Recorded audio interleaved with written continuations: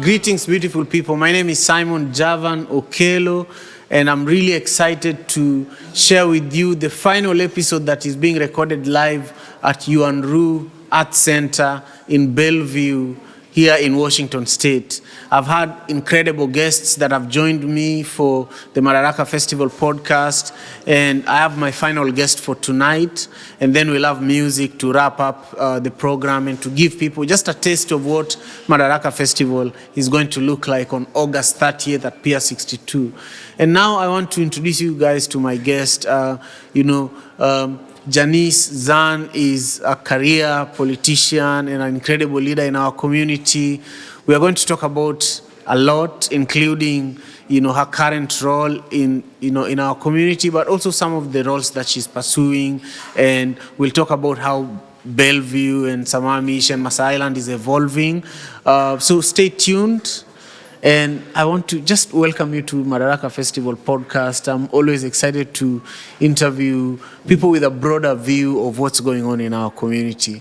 A lot of the time, someone like me, I'm always in the grind. I'm always just focused on my work. And I don't have enough time spending time with people like you who are solving people's problems in our community, who are trying to create policies to ensure that our lives improve year in, year out. So I just want to thank you for all the work that you do.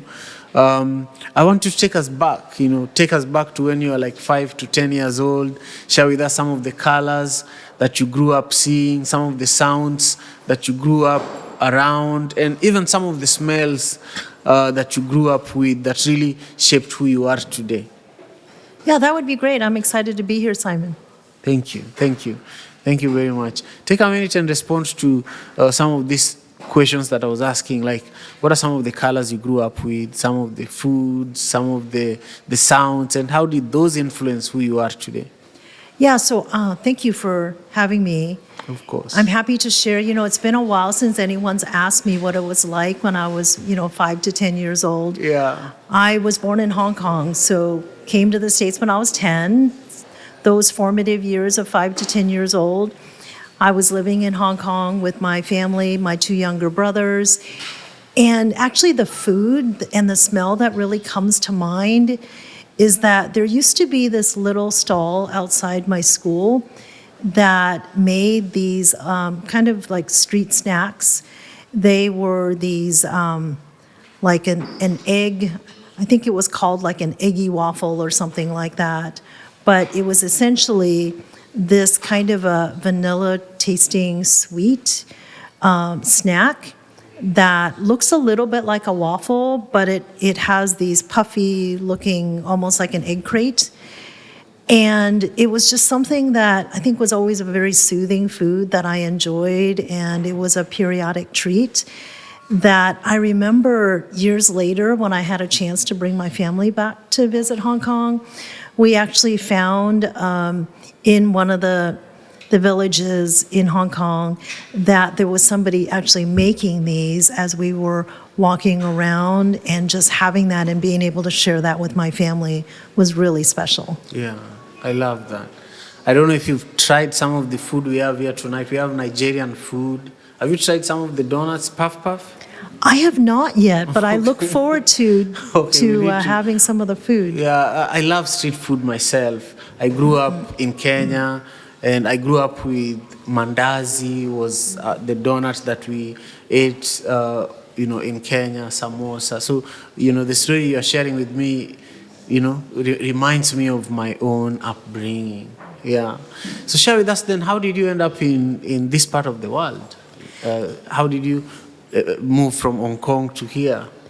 Yeah, so the story actually begins with my uncle who came to the States to go to school for college. And then when he got his podiatry degree, the United States granted him a green card if he wanted to start a practice in a city that didn't have one.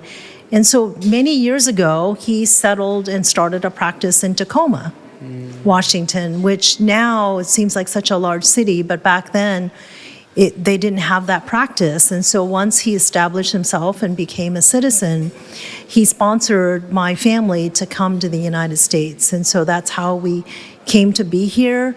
And at the same time, I would say the other part of that is that in Hong Kong is a very dense populated city.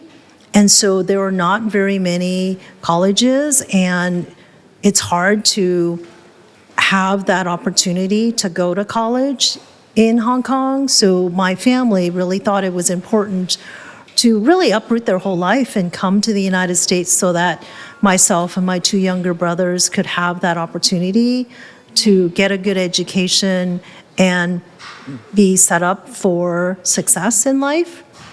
And I think a lot about what it must be like for them to come to a country they'd never been and really start fresh. So that's a bit of my journey. Yeah. We have a similar journey, and most Americans actually, including the Irish, the English, everybody came to America at a certain time. When we came is what's different. But I always love, the immigration journeys of everybody. One of the things that fascinate me is how long you've been in politics. I'm from Kenya, and African politics is a little different, It's I would say it's brutal, But also here, I know that when a lady gets into politics, or anybody gets into politics, you must be ready for smear campaign, People go too far to tarnish your name, and people go too far to make it difficult for you to get the opportunity you're looking for in order for you to help solve problems in the community. How do you gather the courage to keep going despite the challenges that you have faced to do the work that you need to do? Yeah, that's a really good question. I was thinking about the fact that I'd already been working as an engineer for many years in my career. And then it was probably about 10 years ago that I was sitting in church, and the pastor made a statement about, what are you called to do in this life? And if you're not doing it, why not? And I suddenly got just really emotional. I had to get up, and I left the building, and I was walking around outside. And I think it was in that moment that I realized that maybe at some point I knew that there was a stronger calling for me to step up and help the community. I had been working at that point for the Port of Seattle for probably 10, 12 years at that point, doing the work of government. But I had never thought about being a politician or running for office. And yet maybe even then I knew that there was some calling or some purpose that I was still called to do that I hadn't done yet. And so when an opportunity came up for an appointment on the Bellevue City Council, I pursued that, did not get it. And yet I think by that time I had this conviction that maybe somebody with my skill set and my interest and caring and collaboration with others should step up and be in office, and ran that year and got the voters got 60% of the vote that year. And in the last couple of elections, voters supported me again. I will say that it was difficult because the year that I was running, the city of Bellevue was trying to update the land use code around homeless shelters and where they could be located. And as you can imagine, that policy area elicits a lot of emotions from many people. Mm-hmm. And there were some negative campaigning as I was running for office. And yet I felt this deep conviction that that was the place that I should be at that time. Mm-hmm. I love that. I love that.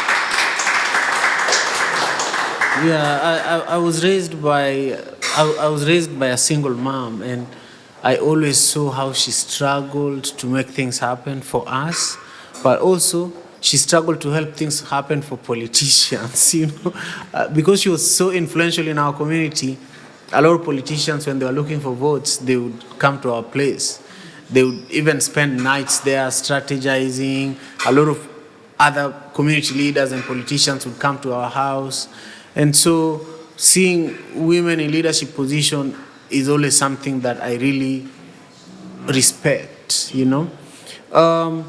So talk to us about the first position that you are elected to and some of the impacts that you've made in the community with that position. And then let's talk about your current role and some of the impacts that you're making.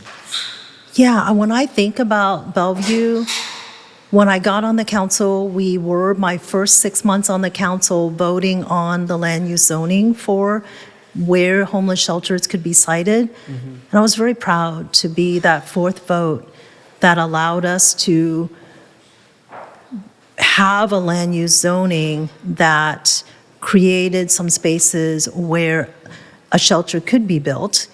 And so the men's shelter, Porch Light, opened 2 years ago. And that was a really tough vote. I would say that when we cast that vote for the land use code, there was so much negative energy in the room that the police came up to me afterwards and asked me if I wanted to be escorted to my car. So I think about that. It was the right thing to do, and yet it was very difficult. And it took a while of continuing to engage with the community about how we can design and build a shelter for men experiencing homelessness so they can get back on their feet, and that's worked out really well. And you know, I would say that I didn't consciously think about what are the kind of challenges we would run into on a city council. So in year number 3 was when COVID happened. And several months before, I had thought, you know, I'm an engineer, I don't know much about public health. I would love to serve in that capacity. So I was appointed to serve on the King County Board of Health and started in January of 2020. So for 3 years on that board, we were trying to figure out how to guide the Board of Health during COVID. How do we address who and how we dispense with COVID testing, and then the vaccine, the lack of masks in the beginning, and how we help the community really get through that at a time where we hadn't seen a pandemic in 100 years. And I think back to that time, and I think if we can figure out how to collaborate and survive that, we can do anything. True. And so that was another time that I thought a lot about. And I also had an opportunity to serve on the National League of Cities, where during that time of COVID, and then we had the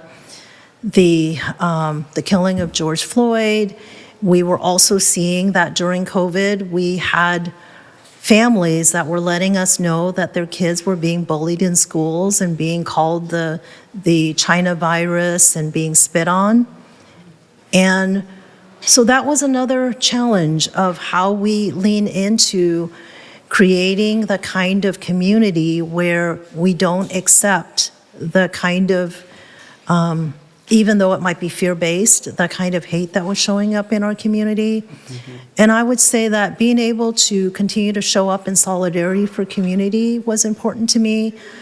I had the opportunity actually with the National League of Cities to talk about how the Asian and the Black community can show up in solidarity for each other, and also with the Jewish community, because we were seeing a lot of anti-Semitism and damages to synagogues.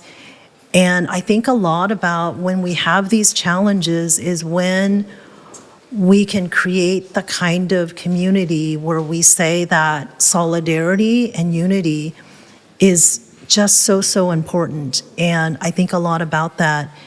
You know, you were mentioning about Kenya and Africa, and that the political space is different. And I was thinking about last December, I had an opportunity to travel to Cape Town, South Africa, as part of the Strong Cities Network, where the work we were doing together was about how we in local government in cities help combat hate, extremism, and create the kind of social cohesion for community safety.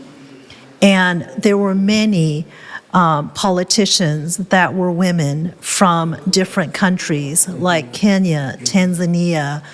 And so I was really glad that I had a chance to be there, because what I realized is that really the world is very small. Yeah. That with the cell phones we have, where things that are posted from all around the world shows up immediately into our lives here in the United States. So the more that we think about what unites us and the fact that many countries are experiencing some similar things around the kind of rhetoric and messaging that tries to divide us instead of unite us as a community, and how much more powerful we can be if we can show up in unity for each other. Yeah, I love that. Now, after working within the Bellevue City Council, now you're working, as a state representative, representing a bigger area, and the African community in this area that you're representing is actually growing very fast. A lot of people work for the tech companies, car school, you name it, What are some of the things that you guys are doing to ensure the African diaspora community, as it's growing, that it's also seen? Of course, all communities need to be seen, but I'm curious. I just want to know some of the plans, ideas that you guys have around the African diaspora community, especially in this larger area and in this bigger role that you're playing now. Yeah, I would say that I want to share still a bit about Bellevue, just because I was there for almost 7.5 years. Yeah. And 3-4 years ago, we started a Communities of Color coordinating team. Yeah. And the goal of that was really to better understand how we're serving our community of color. Yeah. And about 1.5 years ago, we started this cross-cultural Center Without Walls. Yeah. And part of that work was around how we unite more communities, including our African diaspora and communities. So partnering with Africans on the East Side and East Side for All, and really community-based organizations to better understand how we connect across cultures, whether it's in programming, food, music, the arts, so that we actually can see each other in our beauty and our humanity. And to me, we need to do more and more of that, where we don't want to make an assumption that organically people are going to automatically cross cultures and connect. I think we need to really be intentional about creating the kind of spaces where that connection happens, because that's when the magic can happen. True. And I would say that I'm really glad to hear and see that we are seeing a growing African diaspora on the East Side. I've been in Bellevue now for 31 years, and I would say we're becoming more and more diverse in our community, and that's beautiful. Yeah, and I'm a beneficiary of that. We held Madaraka Festival in Bellevue in 2021. And in 2026, we are bringing it again in Bellevue as part of the World Cup, because the World Cup is being played in Seattle, and a lot of people, it's projected by Visit Seattle that over 750,000 people are going to be visiting Seattle for the 2-month period when the World Cup is going to be happening here. So all those people can't fit in Seattle. Some of them have to come to Bellevue, and we want to bring Madaraka Festival to Bellevue at that time to also include the African diaspora in the entire World Cup celebration. So I feel that the city of Bellevue and some of the leaders like you have been very supportive of the work that I do. I've produced Madaraka Festival for 11 years. I don't know how much you know about it, but I just want to get your perspectives on why you feel that community music festivals like Madaraka Festival is important. Well, I would say that when I think about music, I think about music in color, right? That music itself, you can close your eyes, listen to music, and it paints such amazing pictures through music. And I think the more that we engage in music festivals, and especially multicultural, then we start to see both the commonalities between us in some of the music, as well as the richness of the culture that the music comes from. And to me, it's a way to do that without traveling to that other country, that even within our space, we have the multicultural richness right here. And I think about how amazing that is, because it wasn't that long ago where we weren't the kind of country we are today where we're celebrating that. And what I mean by that is this. When I came to the States when I was 10, it was very much about America as the melting pot, right? So there was an expectation that we were expected to blend in. So maybe we don't want to listen to our music from our homeland.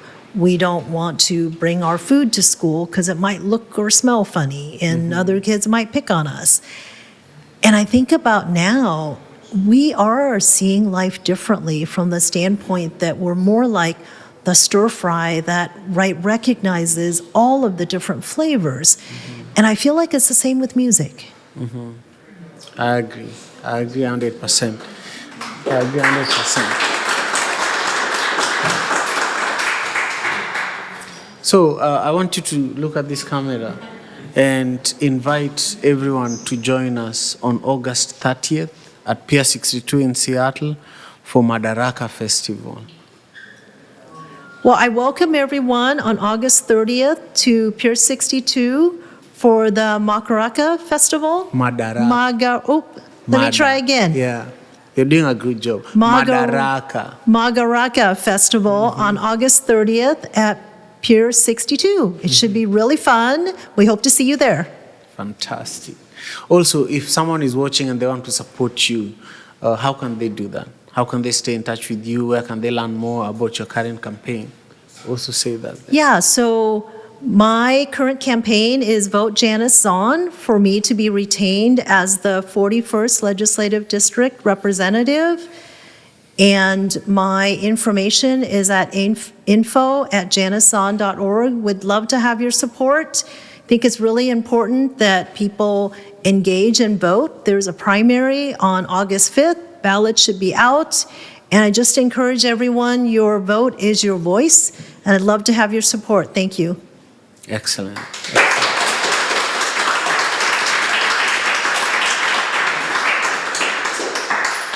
So thank you to everyone in the room for being with us until this moment. And thank you to everybody online. We are going to move to the music section of the program. Please make sure you subscribe to the Madaraka Festival YouTube channel. Leave your comments down below, and we will see you in the next episode. Peace.